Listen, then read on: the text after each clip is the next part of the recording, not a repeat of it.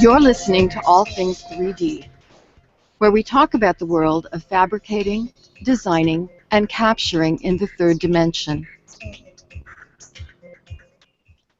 Good morning, everyone. Hi, this is Mike Balzer from All Things 3D, and today we're doing an interview with Ismail Nazif, founder of RUBIK 3D in Cairo, Egypt. And I'm pretty excited to hear about it. He's doing something, I actually can't say similar to me. He actually is running a business where he's creating tangible 3D models of medical items, and we're going to kind of talk about that today, as well as what is it like to actually be running a 3D business in Cairo and go from there. So on that note, let me introduce you to Ismail and kind of tell us about yourself. Hello, Ismail Nazif, born and raised in Cairo, Egypt. We founded RUBIK 3D about a year ago, and that's it. That's it? So as mentioned, I think I met Omar when I was at Stanford, and he said, oh, you got to talk to Ismail because he's doing something kind of like you're doing. So, you know, as you mentioned, you've been in business for 1 year, and one of the things that I'm very curious about is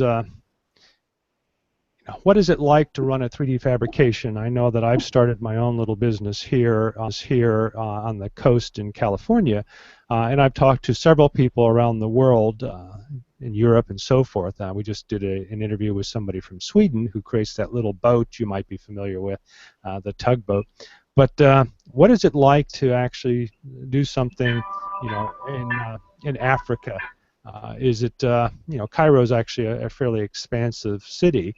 Do you have any competition there? Are you one of the first? We're one of the first, yeah. But the competition is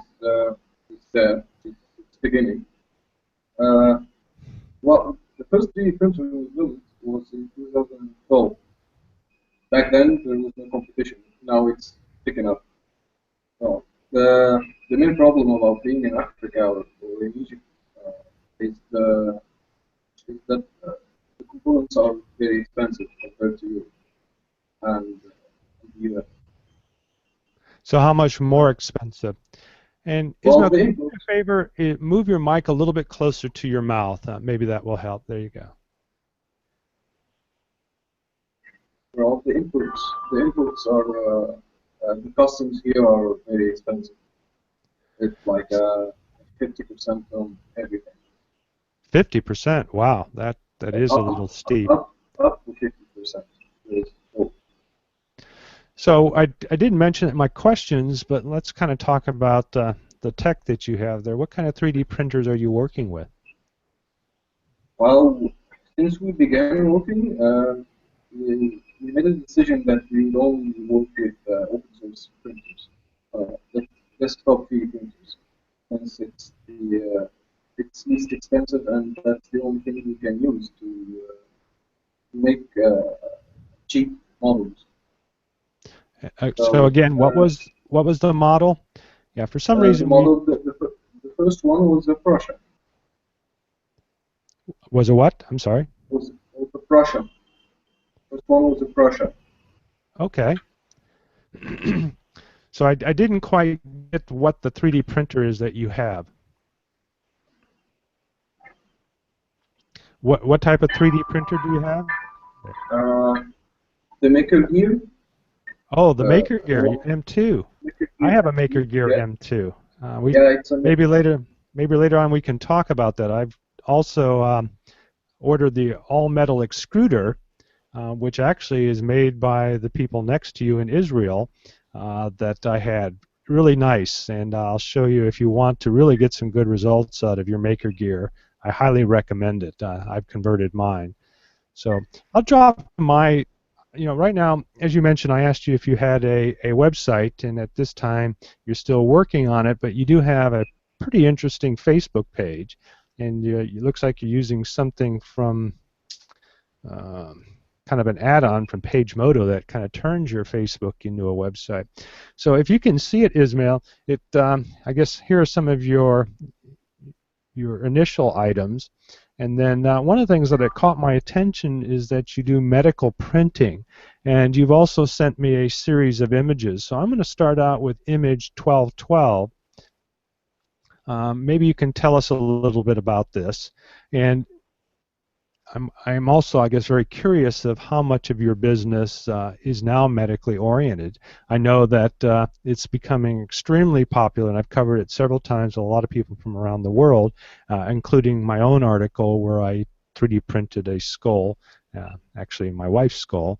But it was more personal, and there has been some requests to do it, but it really hasn't, I guess, moved on as a business, and I think part of that is the FDA regulations, and plus the way that this, the United States works from that perspective. How is this working for you, and can you kind of explain the image that you see in front of you? Yeah. Well, first, most of the work we do is now medical. Well, when we began, we were exploring the possible applications of 3D printing. But we focused on medical because it's the only thing that makes sense, really, that has a lot of impact. What you see in this image of, it's a very interesting case, actually. A few months ago, we had a young lady. It's a case of a young lady who had a tumor behind her right eye. And in order to remove that tumor, we use these surgical models for pre-surgical planning. Ismail, I don't know what the issue is, but your levels keep coming on and off. Is there any way that you can turn up the mic levels on your end? I really want to hear what you're mentioning. So just for those people that didn't hear it, essentially this is a skull that you created a model of somebody who had a tumor. Is that correct? Yes. Yes. Okay. Can you hear me now? I can hear you, but I guess it's when you start talking, the levels seem to ride a little bit. So I don't know what that is. Well, we'll manage. So this particular person had a tumor behind the right eye. Is that what I understood correctly? Yes. And they use this model for pre-surgery planning. Can you please show the other picture? I can. I'll do that right now. Let me jump to it. Is this the one here? Yes. What they do is, what the surgeons do is that they use the model for the pre-surgery planning. Usually, the old school, what they do is that they bend the mesh plate that you see there. Mm-hmm. They do it during the operation, inside the operation, on the actual bones of the patient. What this allows them is to do it beforehand, which saves a lot of time. In this particular case, this was really helpful because they wouldn't, if it wasn't for 3D printing, they wouldn't have done it this. They wouldn't have done this. Because it's inside the orbit. Yeah, well, I don't know if you know the story behind me, but and I'll drop to my camera. These are some images. The actual tangible models that I created. This is the one beforehand with the tumor, and then this is the one after the fact. And the interesting thing is, this is kind of some irony here. If you notice, there is a cavity here. So in her case, they went through what they call a minimal invasive technique, where they went above the eye and drilled out the tumor, but they did not fill in that portion, as you can see in your image here, where they put in the mesh. So I'm going to, and for those of you who are a little squeamish, this is an actual surgical image, so just warning you now. So here they're actually performing the surgery and putting in the mesh. Is that correct? Yes, that's exactly correct. And it's exactly like the case you were describing. It's exactly like yours. Okay, so did they go through the orbital cavity? I don't know what the orbital cavity is.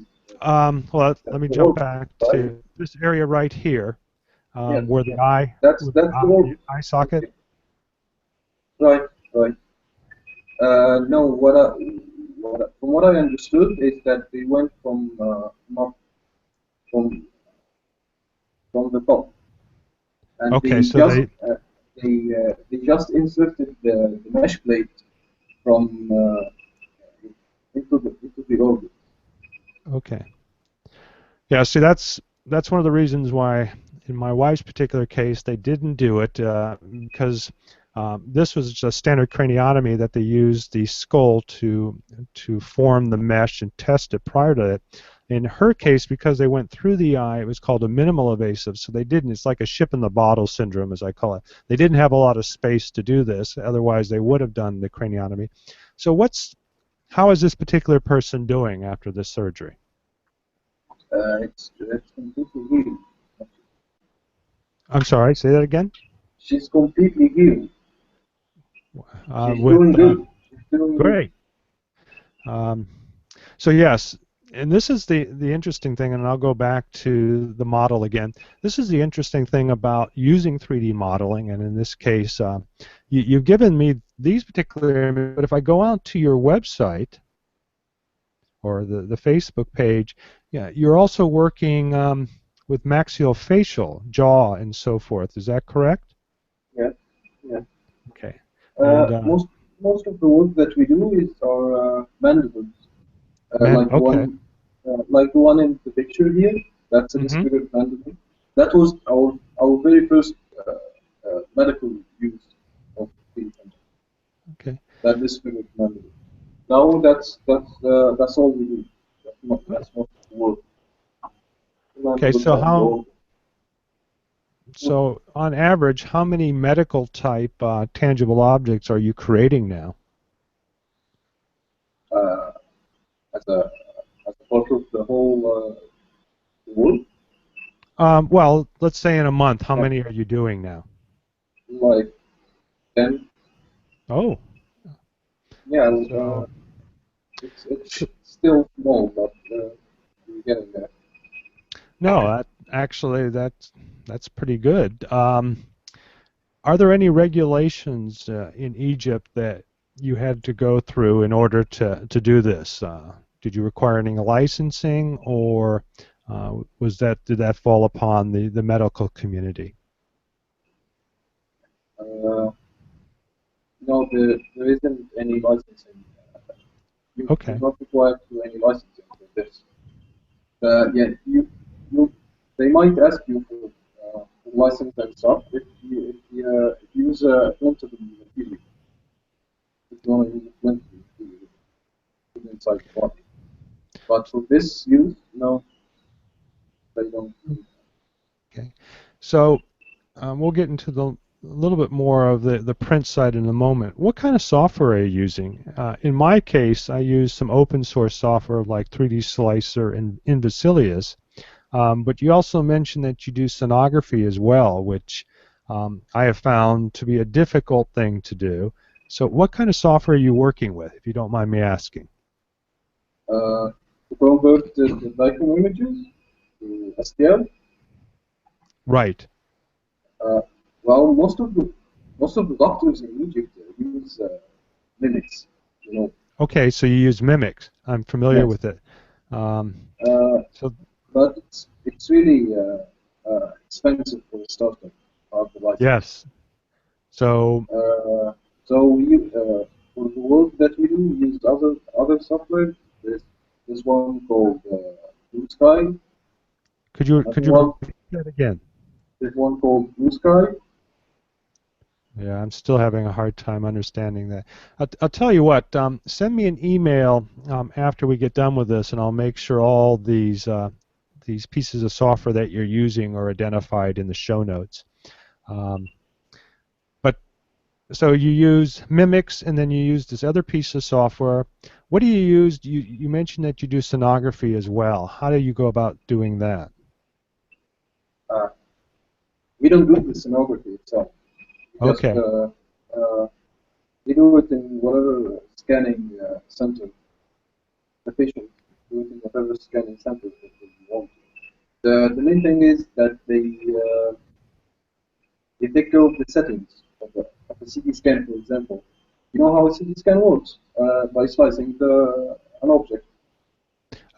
Yes, I do. Right. And for our audience here, CT scans are a series of slices at different levels. The same thing applies to MRIs. I'm assuming that you're working with DICOM reference images. Is that correct? Yes, right.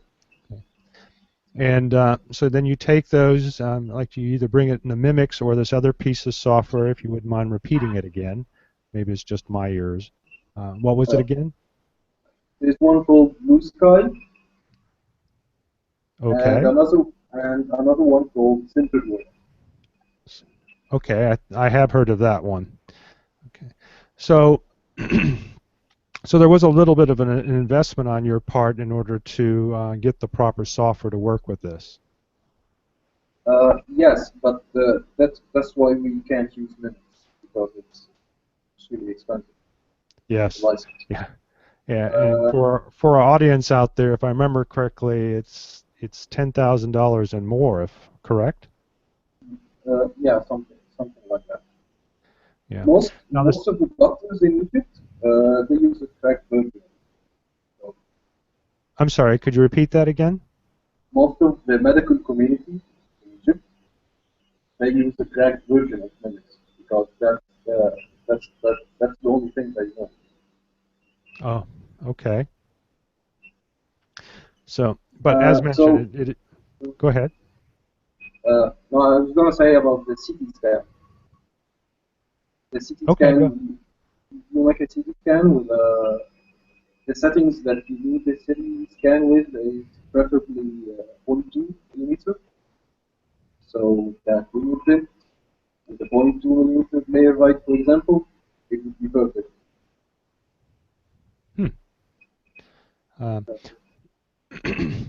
So, as mentioned, it is a little difficult to understand you, so maybe providing me some links later on will help.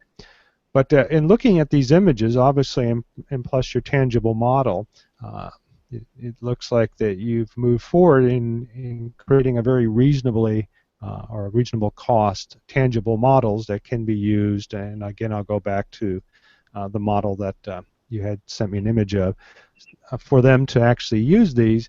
And then I noticed that you're also going to be going to a conference here shortly at Maxillofacial. Conference? Yeah, let's see, I think on your blog page it kind of identified, yeah, maybe here, if I go out to your timeline,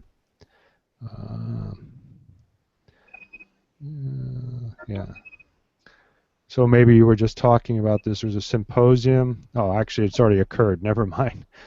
So sorry about that. So one of the other things that I'd like to talk a little bit about is it's just been, I guess, in the last year, or maybe I'm not there, so I don't know. How does the political, what do you want to call it, environment? I get what you mean. Well, it certainly wasn't easy. So, but from what I've read in the last year, things have started to stabilize. Is that what you experience as well, being there firsthand? Well, it's not really stable, no, but it's yeah, it's better. Well, but it never ends. It never ends. Actually, two of the cases that we had, one of them was the result of an explosion. The other one was the result of a gunshot. Yeah, then that was going to be one of my other questions. So there has been obviously some oh geez, now I've already lost my train of thought. Some consequences. There we go. Some consequences of the political situation there, and you're already starting to see how 3D printing is helping with that. You're probably familiar with enables. Have you heard of them? No, not really. Well, actually, I'll send you a link later on, but essentially it's a nonprofit group that started to help mainly small children, but it also helps adults, and it's a worldwide program, and what it allows you to do is print out prosthetics for people, like mainly hands. But I've heard when I was at their booth at the Maker Faire a couple of weeks ago that they're actually been using this for individuals who may have lost a hand in a conflict of something. So I don't know what you had done from a 3D printing standpoint, but I think it's interesting that we're seeing, especially in areas of conflict, where 3D printing is becoming very useful. Are you finding that as well? Yeah, yes, definitely. I mean, the cases that we worked on, I don't think they would have healed that good if they weren't for 3D printing. So you actually are seeing tangible results where the healing process is much quicker, and because of 3D printing. Yes, the medical cases. One of the other things that I noticed on your website is that you actually give discounts to the medical community and researchers to allow you to participate in that process. I think that's, obviously very kind of you. Have you also reached out to others that, as you said, you've already had 2 individuals who've recovered, I'm assuming, or 3D printing has helped from the conflict. Are you seeing more and more of an outreach now that 3D printing can help people like that?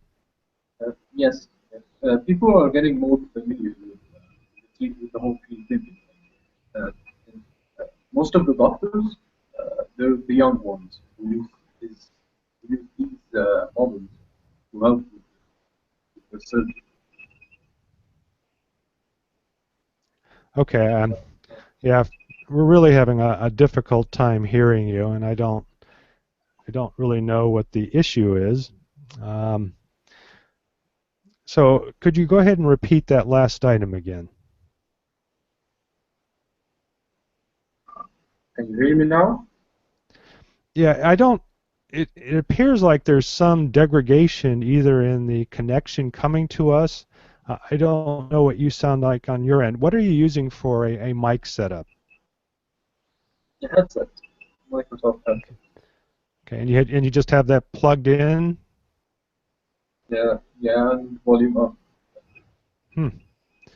Yeah, so it must be part of the compression process, but yeah, sometimes that happens. It's kind of funny. Maybe when you get a chance, you can go back and listen to it and see what I'm talking about. So what I'm trying to do is kind of relay what you've said to me, and I'm not always getting it correctly. So so let's kind of get into pricing. So if I were in Egypt right now, what would you charge me, let's say, to do this 3D print of the skull?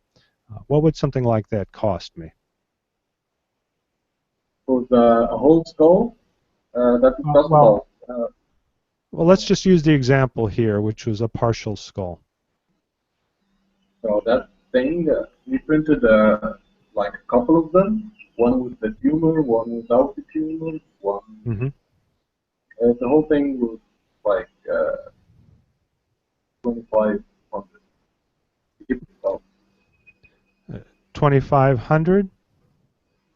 Mm-hmm. 2,500 Egyptian pounds. That's like $30.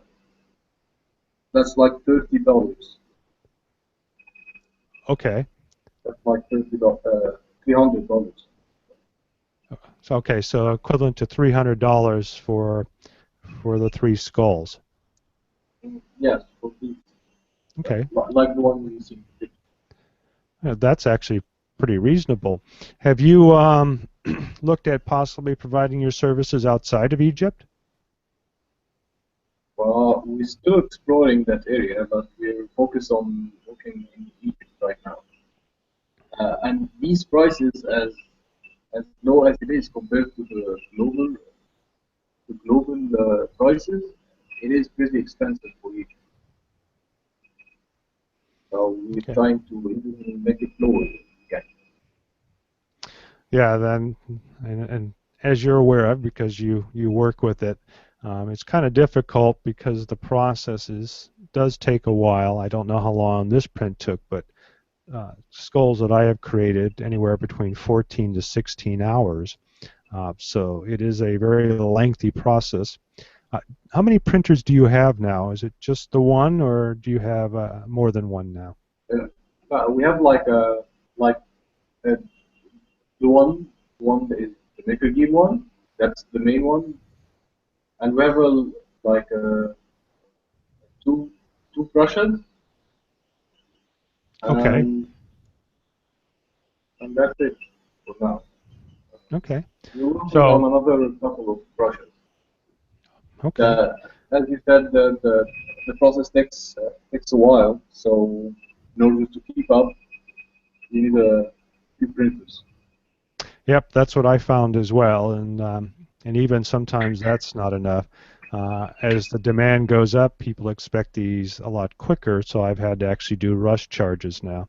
I live in you want to call it a college town or near a university, so I normally get students who want something like tomorrow or actually yesterday. So I found that that I've got to charge rush charges now, and that tempers some people. Really wait to the last minute, and they don't realize that it's not like copying a piece of paper. I get that, so. Exactly. and with the doctors too. They come for the operation, for example, and they need it rushed because the operation is tomorrow. Oh, wow. Sometimes it's an emergency, so you need to cope with that. Well, what is the RepRap community like? I'm assuming, because you mentioned you have two Prusas, that the RepRap community exists in Egypt? Well, not the RepRap community, but there is a maker community. Oh, okay. Well, that was going to be my next question. If you had a maker, so you have a maker lab there in Cairo? Yes, we have a couple of fab labs,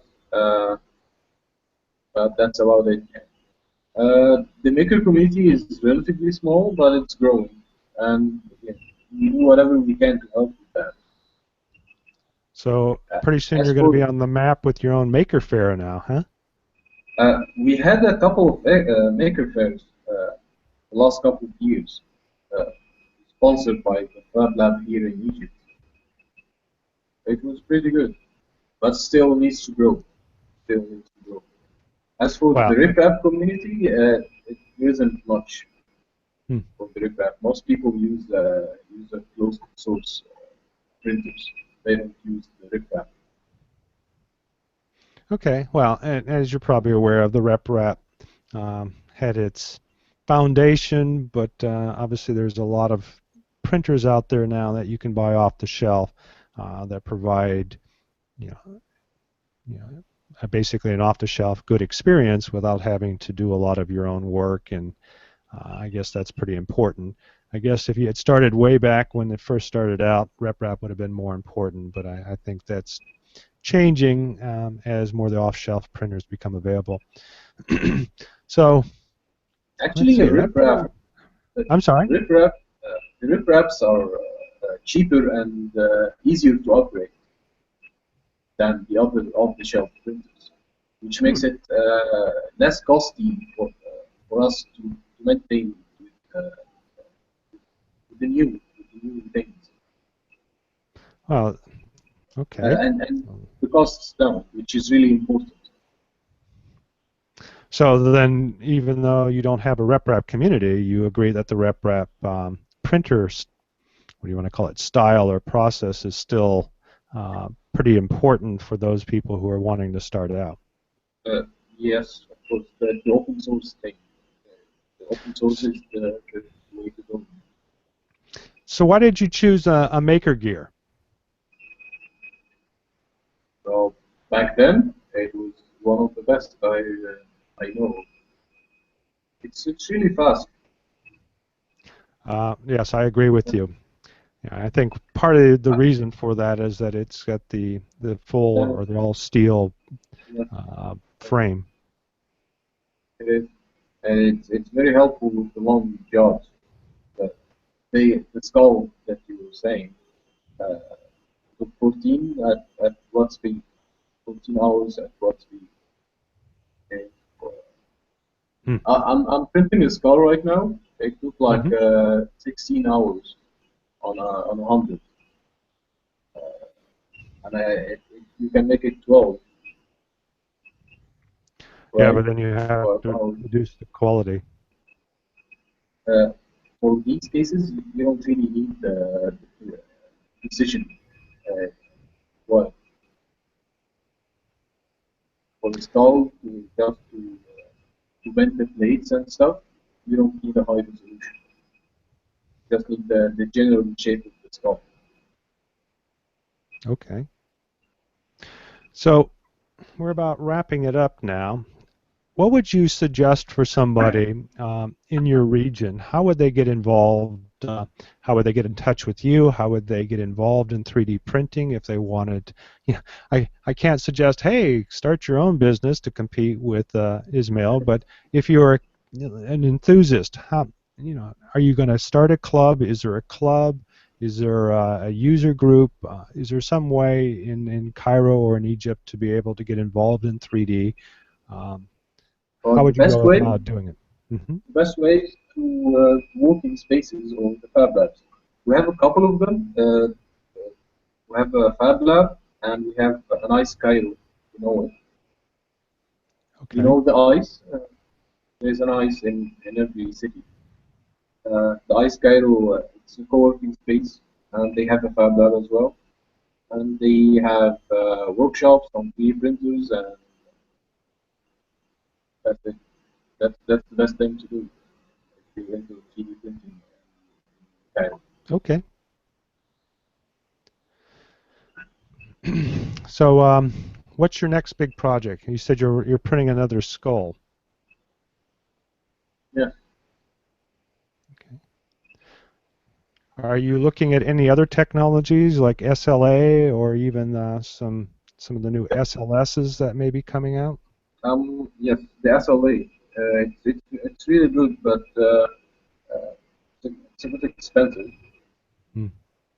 But we're looking at it. Yes, it would be better for the small things, the high precision, the small things that the FDM can do. Okay. Have you Well, tried printing surgical guides? I'm sorry. Go ahead. Have you tried printing surgical guides? Surgical devices, Surgical guides. Guides. surgical guides. I have not. Uh, I think it would be better with an SLA. I haven't really tried it, but I think. Oh.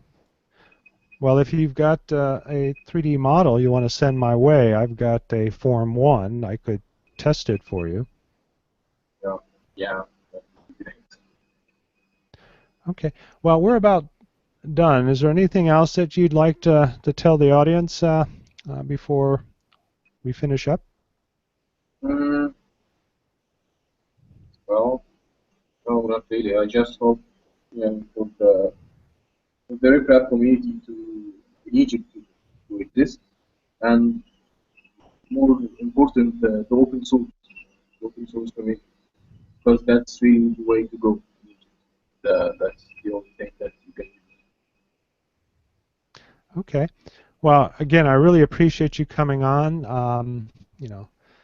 Uh, what you hear in the news here versus what it's actually like being there.